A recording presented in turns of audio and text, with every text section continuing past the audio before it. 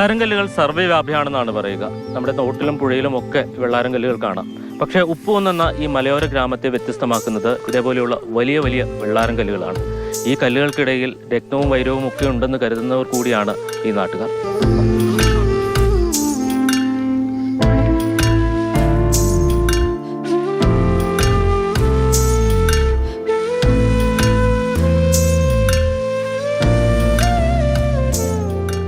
ഉപ്പുകുന്നിലെ മുറങ്കട്ടിപ്പാറയിലൊന്ന് കയറണം.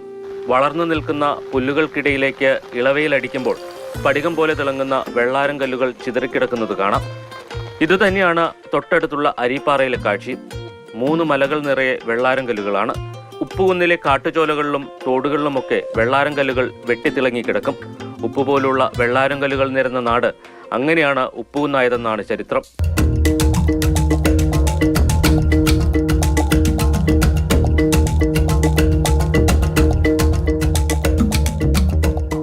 ഭീമൻ ഇവിടെ വന്ന് കൃഷി ചെയ്ത സ്ഥലമാണെന്നാണ് കാരണന്മാർ പറയുന്നത്.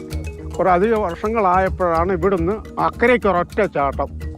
പാണഞ്ചാണ്ടി ഭീമൻകളരി എന്നാണ് പറയുന്നത്. അവിടെ തന്നെ ഭീമൻ ചെന്നപ്പോഴത്തേക്ക് പാണൻ ആടനെ തീറ്റുവാന്ന് പറഞ്ഞു. അവർ തമ്മിൽ പെശകി പാണനെ എടുത്ത് താഴത്ത് കൊക്കയിലേക്ക് വിട്ടു എന്നാണ് പറയുന്നത്.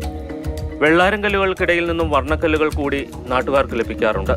ഇതിൽ അമൂല്യ രത്നങ്ങളുണ്ടെന്ന് കരുതി പലരും ഇത് സൂക്ഷിച്ചു വെക്കും. പണ്ട് ഇവിടെ നിന്ന് നവരത്നങ്ങൾ കുഴിച്ചെടുത്തിരുന്നുവെന്നും ഇവർ പറയുന്നു. സൂക്ഷിക്കാറുണ്ട്. ചെറിയ ചെറിയ കല്ലുകളൊക്കെ ആൾക്കാരൊക്കെ എടുത്ത് ഇതൊക്കെ കുഴിക്കുന്നൊക്കെ ഉണ്ടായിരുന്നു. കുഴിച്ചൊക്കെ നമുക്ക് കുഴിച്ചാൽ പോലും ഇതിലൊക്കെ കാണാൻ സാധിക്കും. നല്ല തന്നെ കളറൊക്കെ ഉള്ള കല്ലുകൾ ഒക്കെ നമുക്ക് കാണാൻ സാധിക്കും. അങ്ങനെയുള്ളൊരു പ്രദേശമാണിത്. സാധനങ്ങളൊക്കെ ഇവിടെ.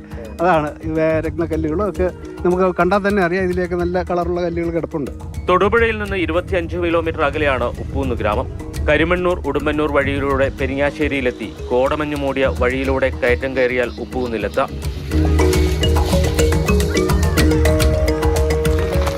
മൂന്ന് കുന്നാണ് നമ്മുടെ ഇവിടെ ഉള്ളത്. ഈ കുന്നിൽ നിന്നും താഴെ ഭാഗത്തേക്ക് കല്ലുകൾ ചെതറി പോയിട്ടുണ്ട്. ഇപ്പോൾ പറമ്പിലൊക്കെ പണിയുന്ന കൃഷിക്കാരൊക്കെ പണിയുമ്പോഴത്തേക്ക് അവർക്ക് കല്ലുകൾ കളച്ചു നീക്കി അത് കയ്യാല വെച്ചു അങ്ങനെ ഇപ്പം ചെയ്യുന്ന ഒരു പ്രവണത നിലവിലുണ്ട്. ആദിവാസി മേഖല കൂടിയാണ് ഉപ്പുകുന്ന്. തങ്ങൾ കല്ലുമാലയും കടുക്കനും ഉണ്ടാക്കാൻ ഇവിടുത്തെ വർണ്ണക്കല്ലുകൾ ഉപയോഗിച്ചിരുന്നുവെന്നും ഇവർ പറയുന്നു. ഈ വെള്ളാരം കല്ലുകൾക്കിടയിൽ അമൂല്യമായിട്ടുള്ള കല്ലുകൾ ഉണ്ടാകാമെന്നതിന് യാതൊരു ശാസ്ത്രീയ പിൻബലവുമില്ല. ഒരുപക്ഷെ ഭാഗ്യം തേടുന്ന മനുഷ്യരുടെ കൽപ്പനകളോ സ്വപ്നങ്ങളോ ഒക്കെ ആയിരിക്കാം ഇത്. ഉപ്പുകുന്നിൽ നിന്ന് ജെയിനസ് രാജു, മാതൃഭൂമി ന്യൂസ്.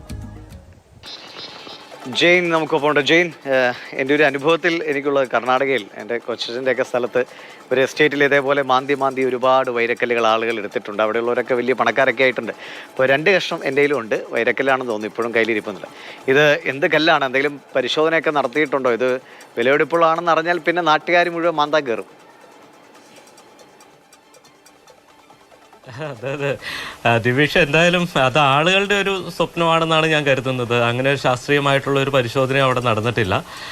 ഈ വെള്ളാരം കല്ലുകൾക്കിടയിൽ പല നിറത്തിലുള്ള കല്ലുകൾ, പല ആകൃതിയിലുള്ള കല്ലുകളൊക്കെ ലഭിക്കും. അപ്പോൾ ആ കിട്ടുന്ന ആളുകൾ, നമ്മളാണെങ്കിലും ഈ താഴ്ത്ത് കിടന്നൊരു വെള്ളാരം കല്ല് കിട്ടി അതിനകത്തൊരല്പം കളറുണ്ടെങ്കിൽ ഒന്ന് എടുത്ത് നോക്കുമെങ്കിലും ചെയ്യുമല്ലോ.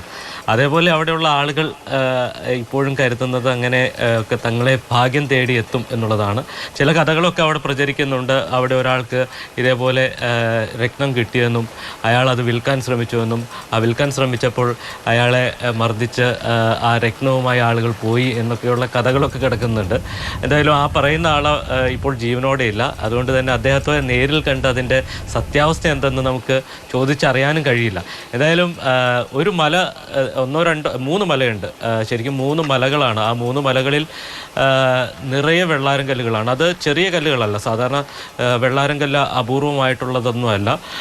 എല്ലായിടത്തും വെള്ളാരം കല്ലുകളുണ്ട്. പക്ഷേ അവിടെയൊക്കെ കാണുന്നത് ഈ ചെറിയ ചെറിയ വെള്ളാരം കല്ലുകളാണ്. പക്ഷേ ഈ ഉപ്പുകുന്നിലുള്ളത് വലിയ പാറക്കല്ലുകൾ, തീർച്ചയായിട്ടും വലിയ പാറക്കല്ലുകൾ, വെള്ളാരം കല്ലിൻ്റെ രൂപത്തിലുള്ള വലിയ പാറക്കല്ലുകളാണ്.